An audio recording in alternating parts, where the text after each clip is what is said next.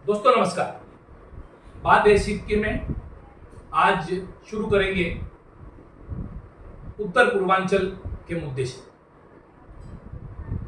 जैसा कि प्रधानमंत्री नरेंद्र मोदी ने जब वो कश्मीर गए तो कहा कि दिल और दिल्ली की दूरी दूर करेंगे, वैसे ही जब वो असम आए तो उन्होंने पूर्वोत्तर को अष्टलक्ष्मी कहा कि अष्टलक्ष्मी का विकास होने तथा यहाँ के लोगों को दिल्ली के साथ या जो मेन स्ट्रीम कथित रूप से कहा जाता है भारत, उस मेन स्ट्रीम भारत के साथ जोड़कर ही जो है इसका विकास सुनिश्चित किया जाएगा और करना पड़ेगा। पिछले 70 सालों में आजादी के यह बातें विभिन्न प्रधानमंत्रियों ने दोहराई है, किंतु बावजूद इसके आज भी पूर्वोत्तर दिल्ली से और दिल्ली में बैठी हुई तथाकथित नेशनल मीडिया से उतना ही दूर है। और इसका ताजा तरीन उदाहरण अभी देखने को मिला जब दिल्ली में कार्यरत दीमापुर यानी नागालैंड की एक महिला की मौत वहां के गुड़गांव में एक अस्पताल में हो गई। घटना उभर कर जो सामने आ रही है और इस घटना को लेकर मेघालय से जो सांसद है अगाथा संगमा, उन्होंने गृह मंत्री को एक पत्र भी लिखा है और उस पत्र में भी उन्होंने इस घटना का जिक्र किया है। उस पत्र में सांसद संगमा ने गृह मंत्री से इसकी न्यायिक और उच्च स्तरीय जांच की मांग करते हुए लिखा है कि मेघालय माफ कीजिएगा दीमापुर की रोजी नामक महिला जो कि गुरुग्राम में कार्यरत थी, उनकी अचानक तबीयत खराब होने पर उनका भतीजा सेम्यूल उन्हें गुरुग्राम के ही एक अस्पताल अल्फा रिसर्च सेंटर में भर्ती कराता है। प्रारंभिक जांच में चिकित्सक पाते हैं कि उनका हीमोग्लोबिन जो है वो कम हो गया और उन्हें उपचार दिया जाता है। वह स्वस्थ भी होती है। इस दौरान जो है संगमा खुद वहां पर उपस्थित रहते हैं और जब उनके स्वस्थ होने की रिपोर्ट उन्हें मिलती है तो संगमा अपने चाचा के साथ वहां से कुछ देर के लिए बाहर जाते हैं। दोबारा जब वो लौटते हैं तो देखते हैं कि उनकी जो आंटी है उन्हें आइसक्रीम खिलाई जा रही है। इस पर वो ऑब्जेक्शन करते हैं और वीडियो बनाने लगते हैं। कुछ समय के पश्चात उनकी आंटी की तबीयत अचानक बिगड़ती है और वो बच नहीं पाती तथा उनकी मौत हो जाती है। यह जो मामला है, इस मामले को जब सैमुअल शूट करने की कोशिश करते हैं तो वहां पर एक वरिष्ठ चिकित्सक उनके साथ मारपीट करते हैं, बदसलूकी करते हैं। मामला बड़ा गंभीर हो जाता है। इसके बाद सबसे बड़ी बात जो सामने आती है कि उन लोगों के द्वारा, परिजनों के द्वारा, रोजी के परिजनों के द्वारा बार बार मांग करने के बावजूद भी इस पूरे जो चिकित्सा जनित जो मामला है, इसके जो कागजात है वो उन्हें उपलब्ध नहीं कराए जाते और शव को बिना पोस्टमार्टम किए ही उनको सौंप दिया जाता है। इसकी जो है वह पुलिस में कंप्लेन भी होती है। दिल्ली पुलिस का जो विभाग नॉर्थ ईस्ट के मामलों को देखता है उनको भी इसकी जानकारी दी जाती है। संगमा जो है सैमुअल संगमा, उनके परिजन उनसे 25 तारीख को संपर्क करते हैं और वो उन्हें पूरे घटना की जानकारी देता है और साथ ही यह बताता है कि जब तक उनकी आंटी रोजी को न्याय नहीं मिलेगा वह जो है लौटकर दीमापुर वापस नहीं आएंगे। 26 तारीख को जब उनके घर वाले उनके मोबाइल पर फोन करते हैं तो बार बार फोन की घंटी जाने के बावजूद वो फोन नहीं उठाते हैं। चिंता में वो उनके दोस्तों के साथ संपर्क करते हैं। दोस्तों द्वारा खबर लिए जाने के बाद पता चलता है कि संगमा जो है वो अपना दरवाजा नहीं खोल रहे हैं पुलिस को जानकारी दी जाती है, दरवाजा खोला जाता है और वहां पर शैम्यूल संगमा भी मृत पाए जाते हैं। शैम्यूल संगमा की मौत इस मामले को और ज्यादा रहस्यजनक बना देती है। प्रिलिमिनरी इंक्वायरी में पुलिस इसे आत्महत्या का मामला करार देती है, जबकि संगमा के पिता यह बात मानने को तैयार नहीं है कि उनके बच्चे ने आत्महत्या की है। 23 वर्षीय संगमा के बारे में उनका विचार है कि वह एक बहुत बहादुर लड़का था जिसने यह प्रतिज्ञा की थी कि जब तक उसकी आंटी रोजी को न्याय नहीं मिलेगा वह लौट कर नहीं आएगा। तो ऐसी परिस्थिति में संगमा कैसे आत्महत्या कर सकता है। साथ ही घर वालों का यह भी आरोप है कि संगमा के शरीर पर मारपीट के निशान थे, साथ ही उनके कुछ दांत टूटे हुए भी थे। हालांकि पुलिस इस मामले की जांच कर रही है, लेकिन यह पूरा मामला नेशनल मीडिया में लगभग नदारद है और यह ठीक उसी प्रकार से नदारद है जिस प्रकार से गुवाहाटी के जीएमसीएच में अभी कुछ दिन पहले एक रात में 12 मौतें हुई थी और उन 12 मौतों का जिक्र नेशनल मीडिया में कहीं भी नहीं था। इस प्रकार ऐसे बहुत से समाचार हैं जो उत्तर पूर्वांचल के लोगों के साथ सीधे जुड़े होते हैं या उत्तर पूर्वांचल के लोगों के हितों से जुड़े होते हैं, उनकी दुख तकलीफों के साथ जुड़े होते हैं, किंतु तथाकथित मेन स्ट्रीम मीडिया जिसे हम कहते हैं the so called national media, उनमें यह मामलों का जिक्र नहीं होता है। जबकि दिल्ली एनसीआर या कथित हिंदी हार्टलैंड में कहीं कोई गाय या भैंस की चोरी भी होती है तो यह मामले प्रमुखता से नेशनल मीडिया में दिखाई जाते हैं। तो इस मामले को लेकर पूर्वोत्तर में लगातार जांच की मांग उठ रही है। मेघालय से सांसद अगाथा संगमा ने भी जो है होम मिनिस्टर अमित शाह को, गृह मंत्री को चिट्ठी लिखकर इसकी उच्च स्तरीय जांच की मांग की है। जो पूर्वोत्तर के छात्र संगठन सक्रिय है दिल्ली में, वे भी इस मामले की जांच के लिए दबाव बनाए हुए हैं। आशा है कि जैसा कि प्रधानमंत्री और गृह मंत्री कहते हैं कि देश के दूर दराज राज्यों से दिल्ली अपने दिल की दूरी दूर करेगी, तो रोजी संगमा और शैम्यूल संगमा के मामले में भी दिल्ली दिल की यह दूरी दूर करेगी। इसमें उच्च स्तरीय जांच करेगी। जांच को गृह मंत्रालय मॉनिटर करेगा और इन दोनों लोगों को न्याय मिलेगा, पूर्वोत्तर के लोगों को न्याय मिलेगा। इसके बाद दोस्तों एक बहुत गंभीर मामला जो पूरे देश के साथ जुड़ा हुआ है उस पर हम चर्चा करेंगे। जैसा कि अक्सर हम देखते हैं सोशल मीडिया पर व्हाट्सएप में मैसेजेज आते हैं, उन मैसेजेस को हम देखते हैं, ट्विटर पे हम देखते हैं, यानी कि पूरा सोशल मीडिया जिन चीजों से फ्लडेड है, जिन चीजों की बाढ़ आई हुई है, वह है सांप्रदायिकता। और इन संदेशों को देखने के बाद या ट्विटर पे जो संदेश आते हैं उनको हम देखते हैं, व्हाट्सएप में देखते हैं या फेसबुक पर हम देखते हैं या विभिन्न सोशल मीडिया प्लेटफॉर्म पर हम देखते हैं, तो ऐसा लगता है कि देश में बहुत बड़े स्तर पर सांप्रदायिकता बढ़ी है। देश में रहने वाले हिंदू, मुसलमान, सिख, क्रिश्चियन, खासकर हिंदू मुसलमानों के बीच एक बहुत बड़ी खाई हमें दिखाई जाती है। ऐसा लगता है कि हिंदू और मुसलमान दोनों एक दूसरे के खिलाफ जो है वो बोल रहे हैं या कार्य कर रहे हैं। देश का सांप्रदायिक माहौल बिगड़ा हुआ है। किंतु क्या वास्तव में ऐसा है?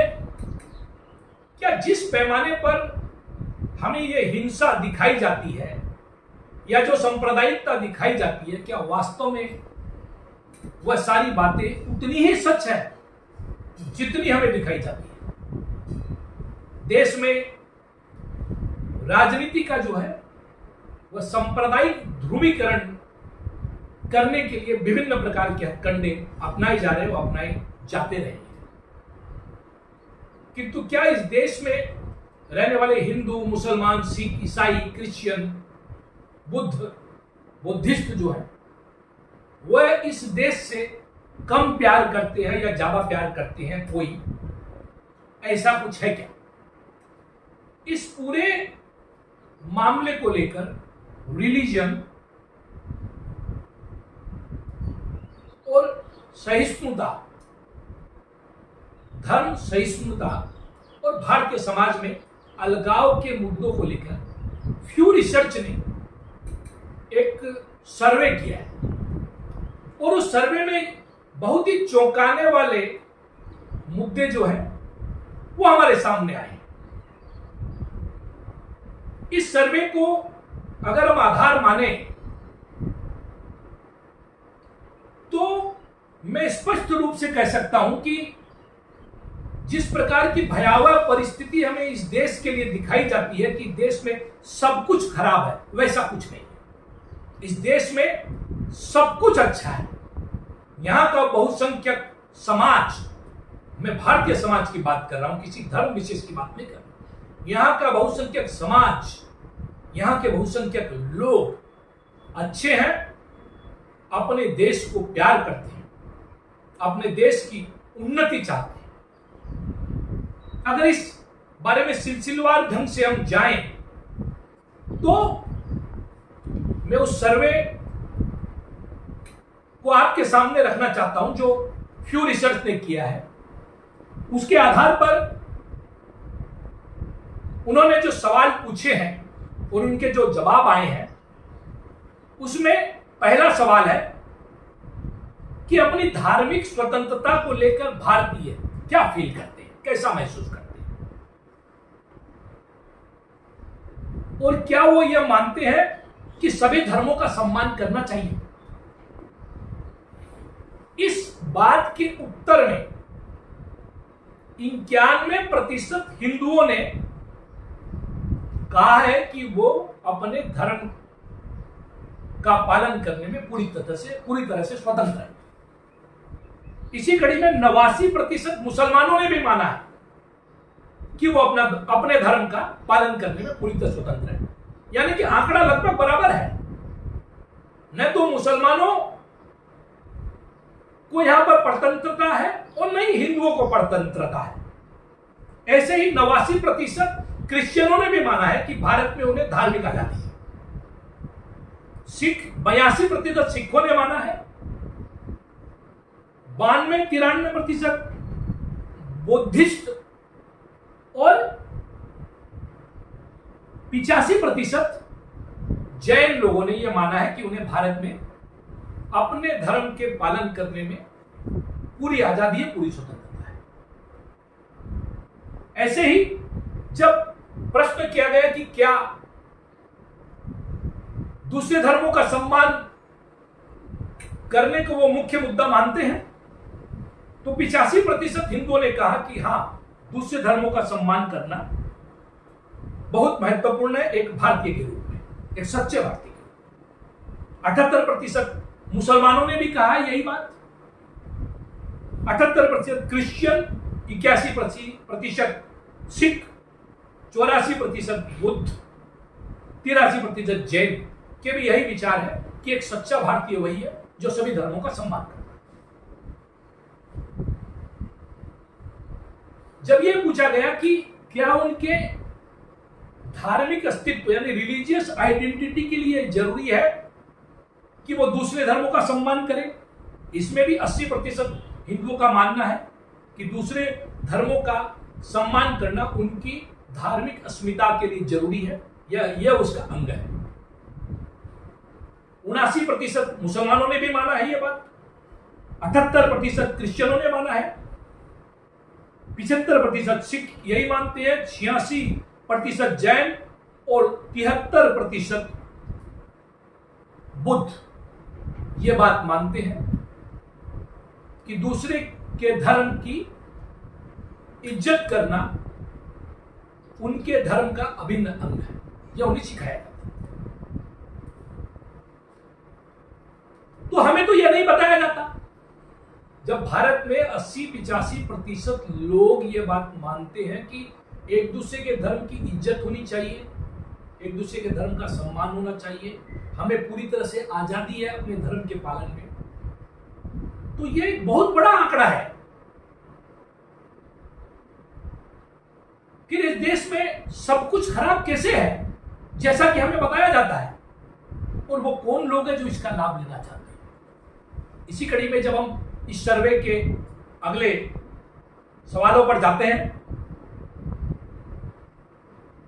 कि क्या भारत में धार्मिक जो गुट है वो अपने आप को दूसरों से बहुत ज्यादा अलग मानते हैं, जो दूसरे धर्म है।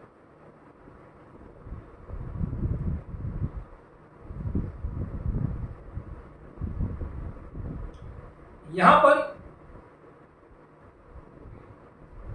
29% हिंदू यह मानते हैं कि उनका धर्म दूसरे धर्मों से एकदम अलग है। 64% ये मानते हैं कि उनमें और दूसरे धर्मों में बहुत सी जो बातें हैं वो कॉमन है। ऐसे ही क्रिश्चियन जो है 19% मानते हैं कि बहुत सी बातें कॉमन है, और 59% मानते हैं कि कुछ अलग है। सिख में यह आंकड़ा 20% और 51% का है। बुद्धों में यह आंकड़ा 18% और 50% का है। जैन में यह आंकड़ा 19% और 49% का है।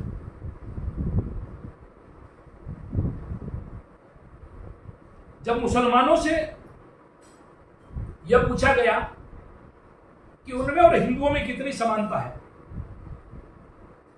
29% लोगों का मानना है कि यह हिंदू समाज में जो यहाँ पर इंडियन कैरेक्टरिस्टिक्स है, भारतीय विशेषता के साथ जो इस्लाम यहाँ पर मानते हैं और स्थानीय रिचुअल्स को जो मानने लगे हैं, स्थानीय सभ्यता संस्कृति के साथ जो अपने आप को जोड़ लिए हैं, उनका मानना है कि 29% चीजें उनमें और दूसरे समाज में जो है वो कॉमन है, 64% कॉमन है।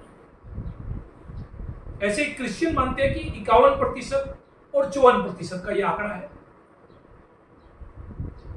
सिख मानते हैं कि 15% कॉमन नहीं है, 54% कॉमन है। बुद्ध मानते हैं कि 13% कॉमन नहीं है, 52% कॉमन है। जैन मानते हैं कि 12% कॉमन नहीं है, 51% कॉमन है। इसी प्रकार ये आंकड़े विभिन्न मुकाम पर जो है विभिन्न तरीके से है, किंतु यह मानना कि भारत में रहने वाले लोग यहाँ की कंपोजिट कल्चर में विश्वास नहीं करते, यह एकदम से गलत है। यहां तक कि असम और बंगाल में भी जो विभिन्न धर्मों के मानने वाले हैं, चाहे वो हिंदू हो चाहे मुसलमान हो, उनमें स्थानीय संस्कृति को लेकर एक जुड़ाव होता है। असम में रहने वाले मुसलमान बिहू मनाते हैं और बंगाल में रहने वाले बहुत से मुसलमान काली पूजा में शामिल होते हैं। यही बात हिंदुओं के साथ भी लागू है। हिंदू दरगाह पर जाते हैं। इसके अगले प्रश्न में जब पूछा गया कि जो रिलीजियस इंटरमैरिज यानी कि विभिन्न धर्मों के लोगों में जब आपसी विवाह है उसको लेकर हिंदुओं और मुसलमानों के बीच क्या प्रायोरिटी है, वो क्या सोचते हैं इस बारे में कि शादी होनी चाहिए या नहीं, क्या वो आदमियों को रोका जाना चाहिए या औरतों को रोका जाना चाहिए दूसरे धर्म के लोगों से विवाह करने के लिए। तो इस मामले में 67% हिंदुओं का मानना है कि उनके धर्म की लड़कियां दूसरे धर्म में विवाह नहीं करें। 80% मुसलमानों का यह मानना है। क्रिश्चियनों में यह 37% है। सिख 59% मानते हैं, बौद्ध 46% और जैन 66% मानते हैं कि उनकी जो है महिलाओं की शादी वहां पर नहीं होनी चाहिए। और इसी प्रकार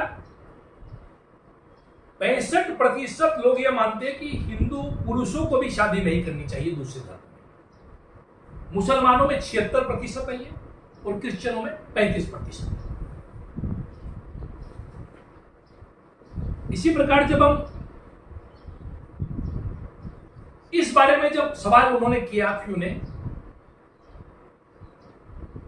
कि मेजोरिटी इलाके में जहां पर मुसलमान की मेजोरिटी है या हिंदू की मेजोरिटी है या जैन की मेजोरिटी या बुद्धिस्ट मेजोरिटी है या क्रिश्चियन मेजोरिटी, तो वो मेजोरिटी क्या माइनॉरिटी यानी अल्पसंख्यक समुदाय के लोगों को अपने पड़ोसी के रूप में कितना पसंद करते हैं।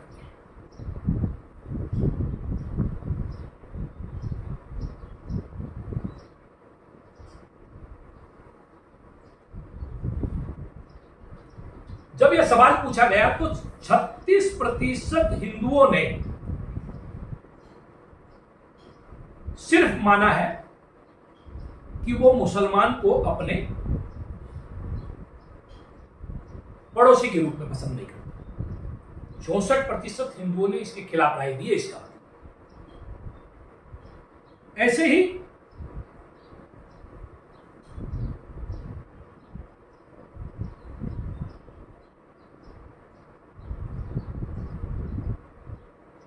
जब मुसलमानों से पूछा गया तो 16% मुसलमानों ने कहा है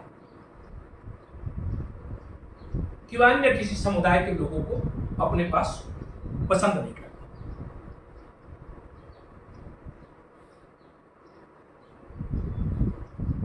कमोबेश यही आंकड़ा क्रिश्चियन, बुद्ध, जैन और सिखों का, यानी कि अधिकांश लोगों को इस बात से ज्यादा मतलब नहीं है कि उनके पड़ोस में कौन रह रहा है, जब तक कि उनकी अपनी शांति न हो। इसी प्रकार जब सवाल किया गया हिंदुओं से कि क्या हिंदू ये समझते हैं कि हिंदू होना और हिंदी बोलना, यानी कि जिनकी भाषा हिंदी है, यह एक सच्चा भारतीय होने के लिए जरूरी है, तो इस बारे में 64% लोगों ने कहा कि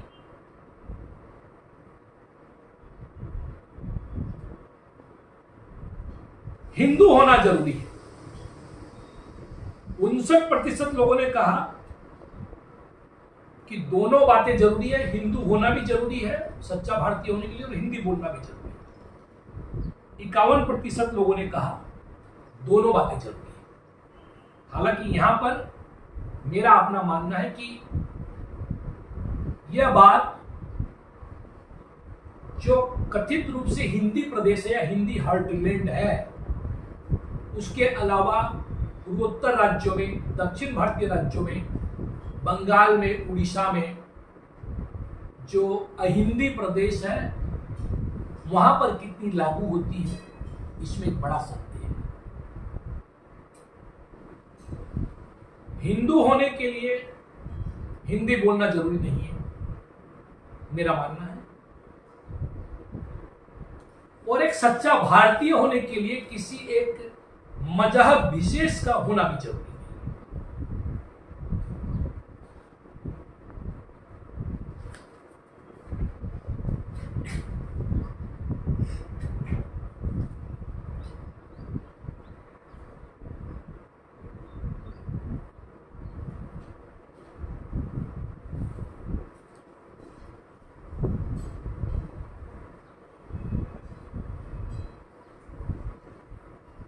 हिंदुओं में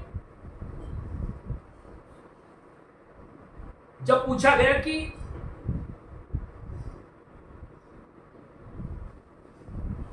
जो क्षेत्रीयता के नाम पर बंटवारे हैं और राष्ट्रीय अस्मिता और उससे जुड़ी हुई जो राजनीति है, उसको लेकर लोग क्या सोचते हैं।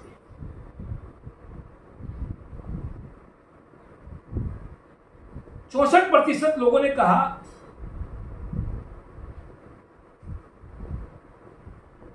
हिंदू होना जरूरी है सच्चा भारतीय होने के लिए। 59% लोगों ने कहा हिंदी बोलना जरूरी है। और यहां पर बहुत महत्वपूर्ण बात है कि ये जो लोग जिन्होंने 64% ने कहा है कि हिंदू होना जरूरी है सच्चा भारतीय होने के लिए और हिंदी बोलना जरूरी है, इनमें से 49% लोगों ने पिछले चुनाव के दौरान भारतीय जनता पार्टी को वोट किया।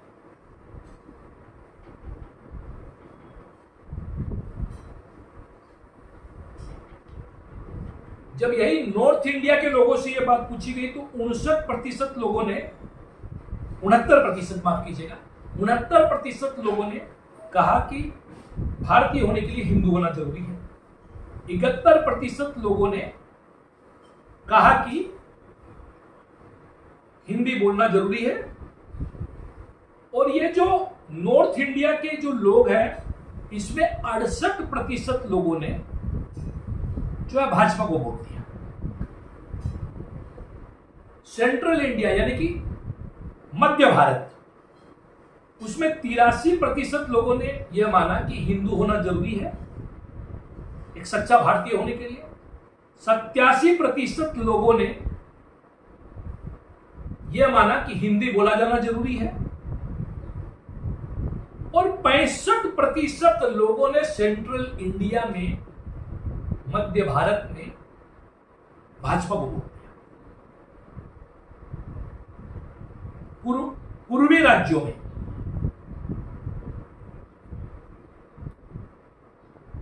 65% लोगों का मानना है कि हिंदू होना जरूरी है, 58% लोगों का मानना है हिंदी बोलना जरूरी है, 46% लोगों ने भारतीय जनता पार्टी को वोट दिया। पश्चिम में 61% लोगों का मानना है कि हिंदू होना जरूरी है सच्चा भारतीय होने के लिए।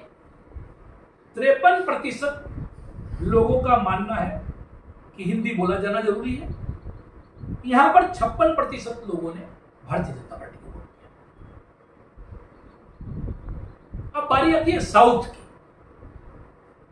42% लोगों ने कहा हिंदू होना जरूरी है सच्चा भारतीय होने के लिए। 27% लोगों ने कहा हिंदी जानना जरूरी है और केवल 19% लोगों ने भारतीय जनता पार्टी को साउथ के राज्यों में वोट दिया। अब बात आती है नॉर्थ ईस्ट की। 39% लोगों ने माना कि सच्चा भारतीय होने के लिए हिंदू होना जरूरी है। 39% लोगों ने ही माना है कि सच्चा भारतीय होने के लिए हिंदी बोलना जरूरी है। बावजूद इसके 73% लोगों ने भाजपा को वोट दिया है, ऐसा मानने वाले लोग।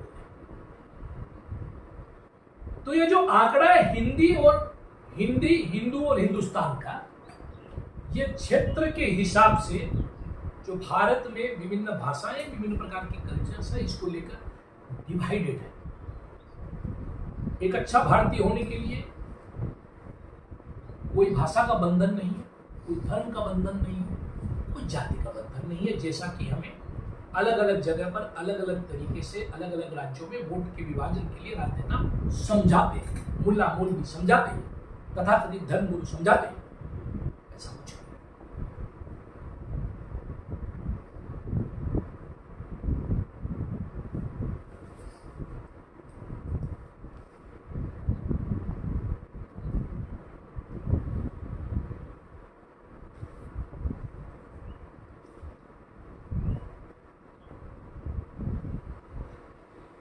जब लोगों से भारत की विविधता वाली राजनीति के बारे में पूछा गया, माफ कीजिएगा विविधता वाले अस्तित्व के बारे में पूछा गया कि इंडिया की जो यूनिटी इन डाइवर्सिटी है, विविधता में एकता, उसको लेकर क्या सोचते हैं?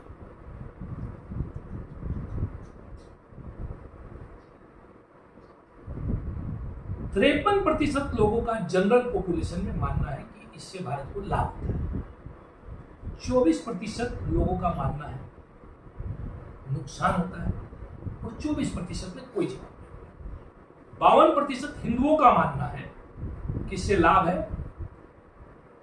56% मुसलमानों का मानना है कि इससे देश को लाभ होता है। 44% क्रिश्चियन ये विचार रखते हैं। 60% सिख ये विचार रखते हैं, 46% बुद्धिस्ट और 55% जैन ये विचार रखते हैं।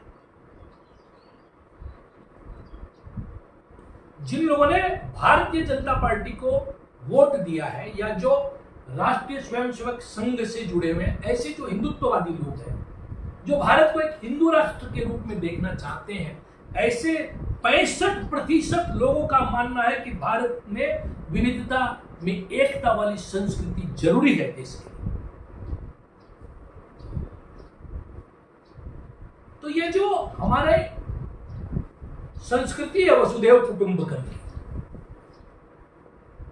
जो ऋषि मुनियों के जमाने से चली आ रही है, वही भारतीय संस्कृति की नींव है जिसने इस देश को बचा के रखा है। जब यहां पर एक बहुत महत्वपूर्ण बात है, जिस बातों को लेकर यहां के मुसलमानों पर बार बार आरोप लगाया जाता है, जो कट्टरतावादी शक्ति है उनके द्वारा। ये नहीं कहता कि कट्टरतावादी शक्तियां एक ही तरफ, ये सभी तरफ है। कई जातिवादी कट्टरता है, कई धार्मिक कट्टरता है, कई क्षेत्रीय कट्टरता है, विभिन्न प्रकार की कट्टरता है।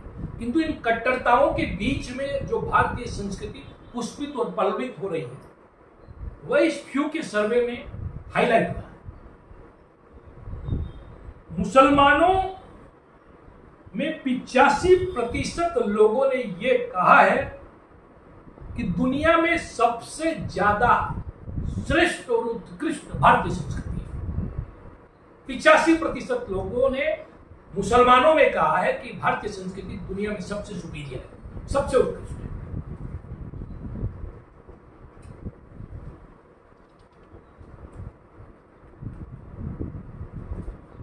देश में 5 में से सिर्फ एक ही मुसलमान यह कहता है कि उसके साथ धार्मिक आधार पर डिस्क्रिमिनेशन यानी कि भेदभाव हुआ है। और यह भेदभाव नॉर्थ में 40% है, ऐसा मानना है। नॉर्थ ईस्ट में 36% लोग हैं। मैं खुद पूर्वोत्तर से हूं, यहां पर ऐसा भेदभाव आमतौर पर मैंने नहीं देखा है। फिर भी अगर ऐसी चीजें उपलब्ध है तो समाज को, समाजशास्त्रियों को इस पर विचार करने की जरूरत है। हम सबको विचार करने की जरूरत है।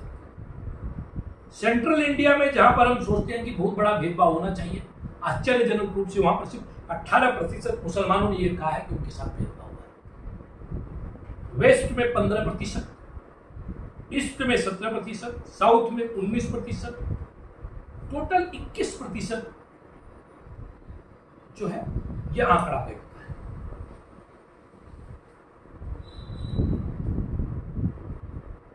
अब जहां तक मुसलमानों के अपने कोर्ट, जिनको शरिया बोलते हैं, या उनका पर्सनल जो धार्मिक कोर्ट है, ऐसा कोई कोर्ट या कोई अदालत हो, उनके लिए अलग से कॉमन सिविल कोर्ट नहीं हो, ऐसा मानने वाले कितने लोग हैं? यहां पर एक बहुत बड़ी संख्या है, 74% मुसलमान ये मानते हैं कि उनका अपना कोर्ट होना चाहिए। 30% हिंदू मानते हैं नहीं होना चाहिए, 27% क्रिश्चियन मानते हैं, 25% ये मानते हैं। तो ये बहुत बड़ा आंकड़ा है और यह बात अब समझने और समझाने की जरूरत है शिक्षा के प्रचार प्रसार के जरिए कि एक देश को चलाने के लिए एक न्यायिक व्यवस्था होती है। यह बात यहाँ के मुसलमानों को भी समझने की जरूरत है और वो न्यायिक व्यवस्था, न्याय प्रणाली सबके लिए समान होनी पड़ेगी देश को चलाने के लिए। आपका अलग मजहब हो सकता है, रीति रिवाज अलग हो सकते हैं, सामाजिक स्तर पर, किंतु देश को चलाने के लिए एक न्यायिक व्यवस्था होनी पड़ेगी, एक कॉमन सिविल कोड होना पड़ेगा जिससे देश चलेगा। यहां पर आप अलग अलग और फर्क नहीं कर सकते। और जब तक आप इस फर्क की वकालत करेंगे तब तक आपको टारगेट करके ऐसे ही समाज में सांप्रदायिक राजनीति का ध्रुवीकरण होते रहेगा और देश को तोड़े जाने की साजिश होती रहेगी।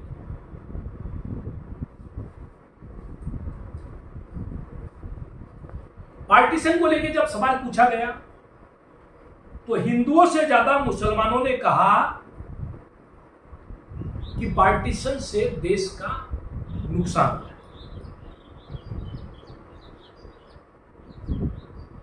इस बारे में 43% हिंदू बोलते हैं अच्छा हुआ, 37% हिंदू बोलते हैं खराब हुआ, 20% कहते हैं कोई जवाब नहीं। मुसलमानों का जो है 30% कहते हैं कि अच्छा हुआ, 48% कहते हैं खराब हुआ। सिख 66% मानते हैं खराब हुआ, बुद्धिस्ट 40% मानते हैं खराब हुआ, जैन 40% मानते हैं खराब हुआ। तो यहां भी ज्यादा मुसलमान ये मानते हैं कि देश का विभाजन खराब हुआ। जब शेड्यूल कास्ट और शेड्यूल ट्राइब की बात आती है तो अधिकतर भारतीयों का मानना है कि वो शेड्यूल कास्ट और शेड्यूल ट्राइब से जुड़े हुए हैं।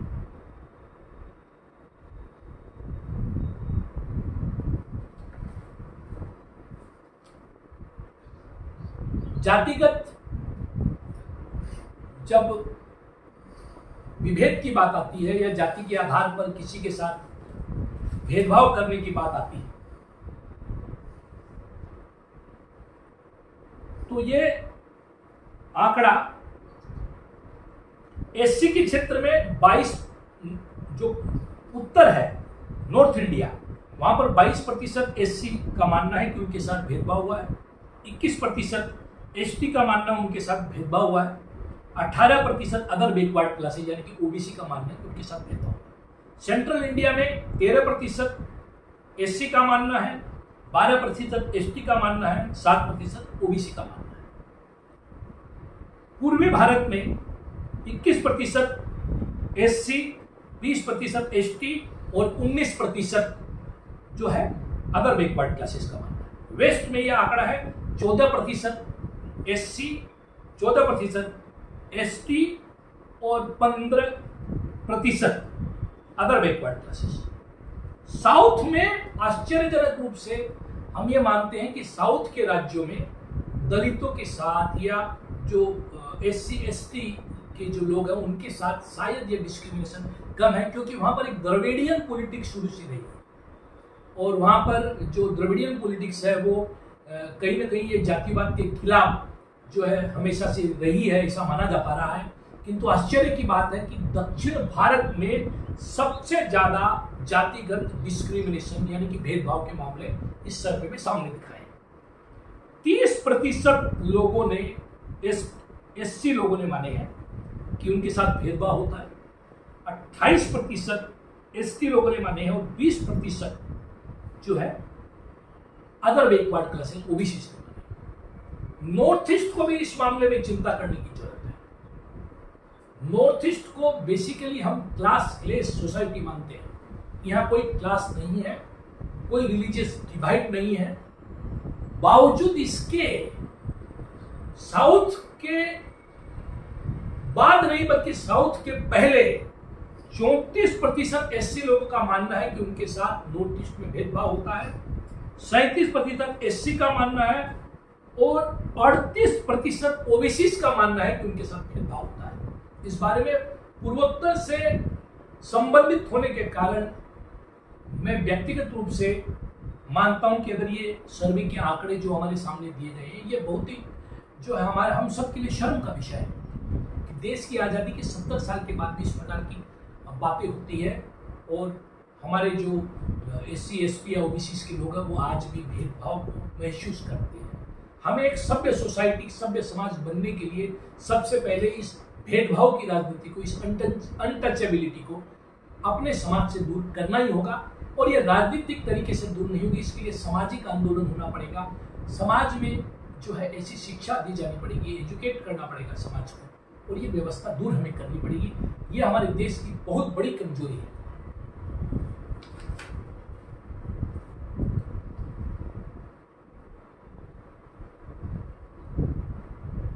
पिछले 12 महीनों में एससी एसटी या ओबीसी के जिन लोगों ने कहा कि हमारे साथ दुर्भाव हुआ है या दुर्व्यवहार हुआ है या इस प्रकार का डिस्क्रिमिनेशन हमें झेलना पड़ा है, उसमें नॉर्थ में 22% है, नॉर्थ ईस्ट में 38% है, वेस्ट में 8% है, सेंट्रल इंडिया में 16% है, 14% पूर्वी भारत में है, साउथ में 30% है और सारे जो मेंबर इन सारे आंकड़ों को पकड़ दिया जाए तो 19% शेड्यूल कास्ट ने ये बात कही है। बहुत ही दुखद बात है हम सबके लिए। जब भारतीयों से यह प्रश्न किया गया कि जब आप अपनी जाति के बाहर विवाह करते हैं तो आपका क्या सोचना है, क्या आप उसे अलाउ करते हैं कि नहीं, कास्ट मैरिजेस को, उस 62% महिलाएं और 62% पुरुष और 64% महिलाओं ने इसका जवाब दिया। जनरल कैटेगरी के 59% लोग मानते हैं कि उनके 59% माने पुरुष मानते हैं कि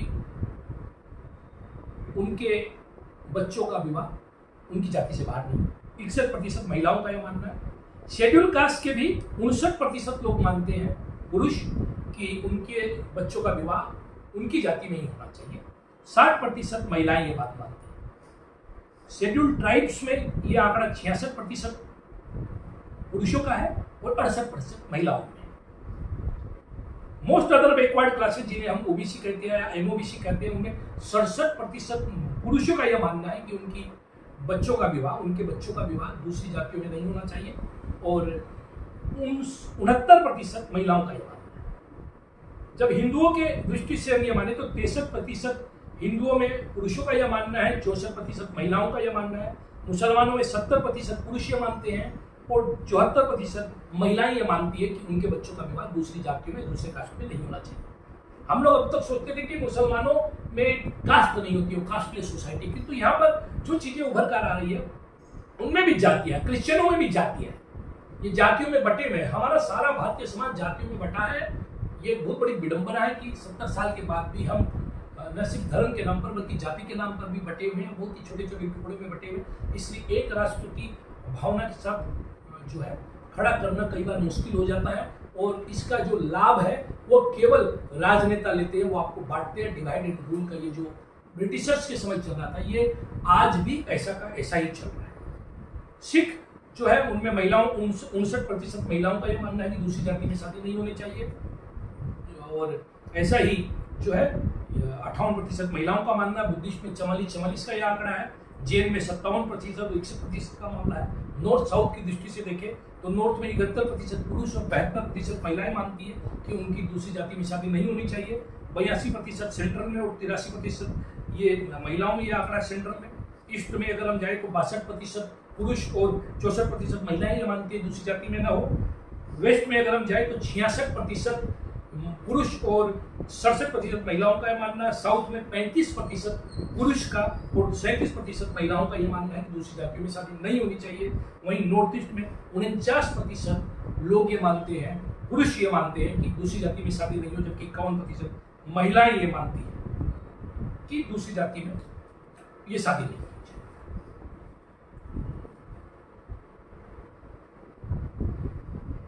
ऐसे ही धर्म परिवर्तन के चलते रिलीजियस ग्रुप क्या ये मानते हैं कि कन्वर्सन के चलते या धर्म परिवर्तन के चलते उनके ऊपर प्रभाव पड़ता है। क्या वो अपने स्टेटस को मेंटेन करते हैं, बाहर से वापस उनमें कोई आ जाता है या वो नहीं होते। 81% हिंदुओं का ये मानना है कि जो है उनका धर्म परिवर्तन के कारण जो है उनकी जो पॉपुलेशन है, उनकी जो जनसंख्या है उसमें कमी आ रही है। मुसलमानों का 11% मानना है, क्रिश्चियनों का 2.3% मानना है, सिखों का 2.3, बुद्धिस्ट का 1.7, जैन में 0.3, अदर रिलीजन में जो है वो 0.5 और नो रिलीजन भी है जो 0.1 है इसका। Hindus gain as people as they lose through religious reason. क्या हिंदुओं को इससे लाभ होता है?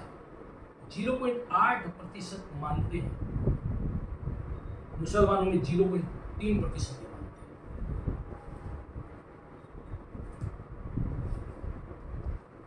जब ये बात पूछी गई कि क्या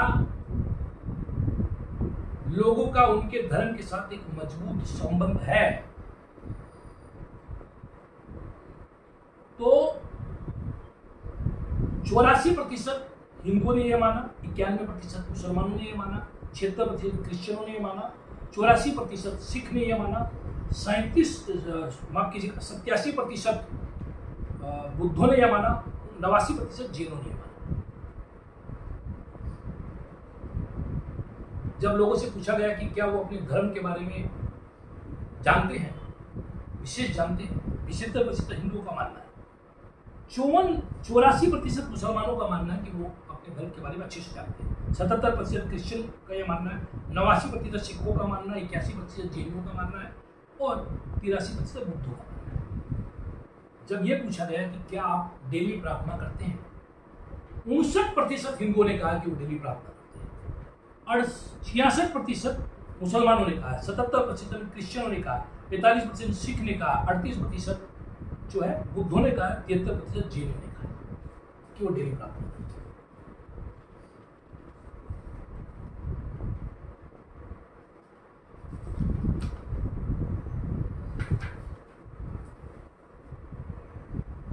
जब हिंदुओं में ये पूछा गया कि सबसे फेवरेट भगवान कौन है, गॉड कौन है, हालांकि हम सब जिस चीज के पीछे सबसे ज्यादा दौड़ते हैं, पैसों के पीछे, अगर मुझसे कोई पूछता तो शायद सबसे पहले जो दिमाग में बात आती वो आती कि जो देवी लक्ष्मी है वो एक नंबर पे, किंतु यहाँ ऐसा नहीं है। जब कंपटीशन हुआ भगवान में, लोगों से जब पूछे गए, एक नंबर में जो है भगवान शिव का नाम आया।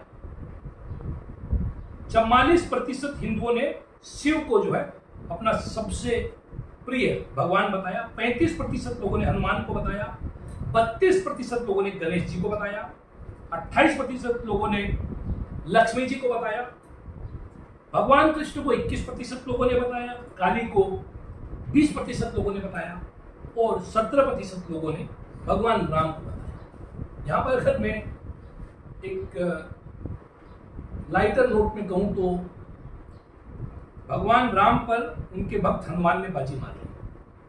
वैसे ठीक ही है, राम ते अधिक राम के दासा, हनुमान जो भी करते हैं राम के लिए ही करते हैं, इसलिए राम के जो दास है उनकी प्रसन्नता में ही भगवान राम की प्रसन्नता है।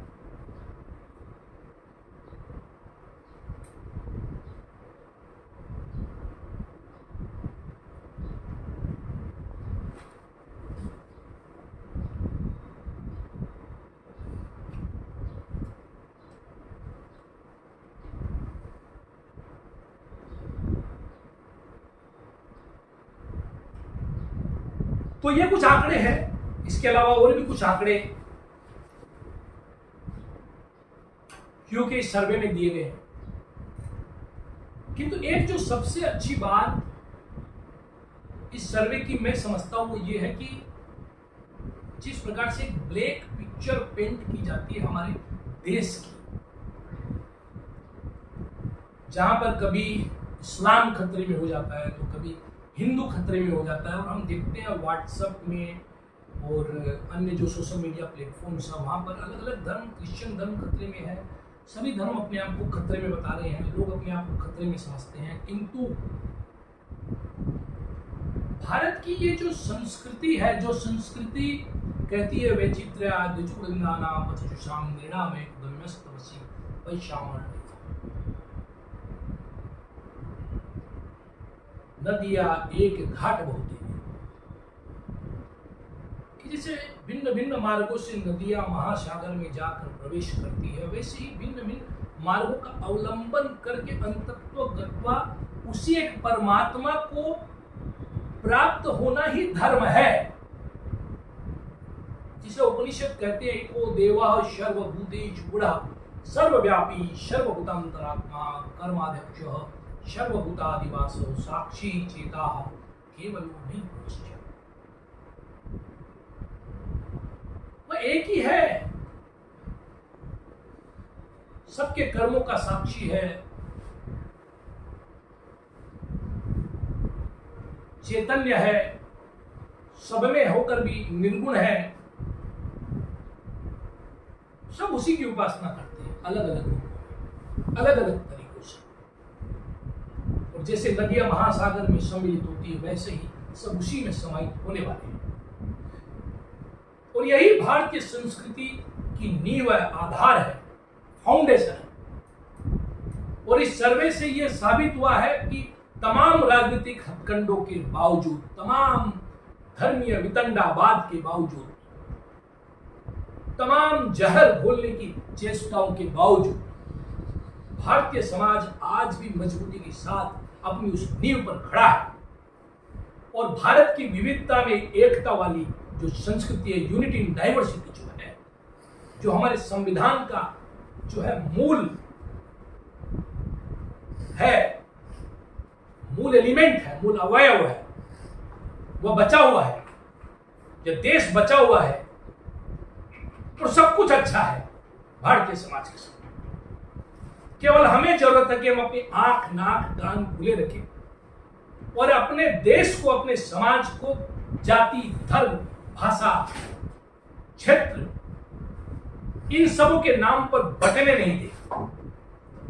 सबके अधिकार सुरक्षित रखे, खुद के अधिकार सुरक्षित रखे, मान दे, मान करे। और यह बात ध्यान रखें कि individual liberty must be curtailed in order to preserve the liberty of others.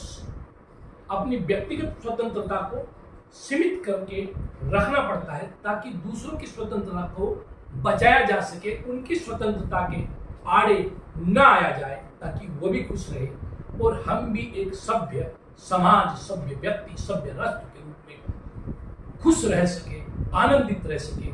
इसी के साथ आप सबको प्रणाम करते हुए नमस्कार।